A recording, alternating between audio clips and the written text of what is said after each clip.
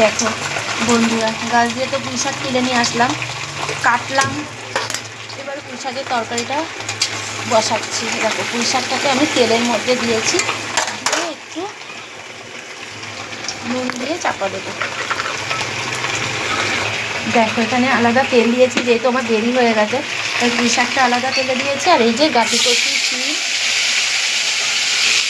আলু এটা দিয়ে দিলাম।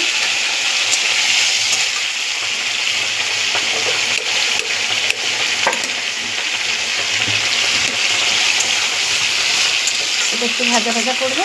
আর এই যেটা লবণ দিয়েছি, লবণ দিয়ে তেলের মধ্যে দিয়েছি। গাছের পুঁই শাক জানে সবাই। দিয়ে এটা চাপা দেবো, চাপা দিয়ে হতে থাকবে ততক্ষণ। এদিকে জাওয়ানি করে নিই,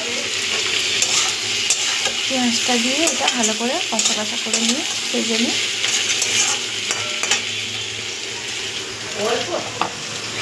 এর মধ্যে দিয়ে দেবো একটু গুড়।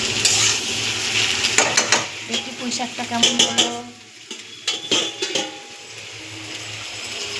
গাছের পুঁই শাক তো বেশিক্ষণ লাগবে না। দেখো কতটা ছিল, কতটা হয়ে গেছে। তেলের মধ্যে দিয়েছি, লবণ দিয়ে চাপা দিয়েছি। দেখো কত কমে গেছে। এটা ততক্ষণ হলে এটা হলে দিয়ে দেবো এর মধ্যে।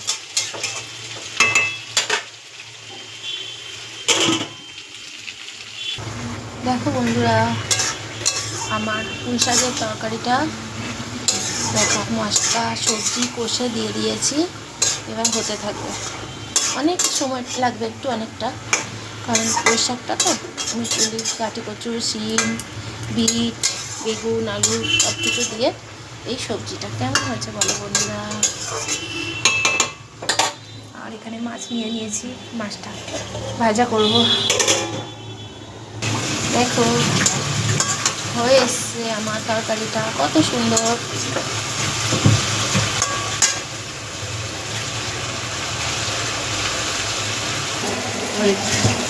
দেখো বন্ধুরা, এখানে বেগুন পোড়াতে দিয়েছি,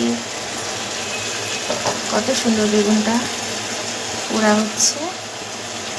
আর পুঁই শাকের তরকারিটা হয়ে এসছে। দেখো বন্ধুরা, বেগুন পোড়াটা হয়ে গেছে। আর এখানে মাছটা মেখে নিয়েছি, একটু পেঁয়াজের একটু রসুনের রস দিয়েছি, চিলি সস, একটু সয়া সস দিয়েছি।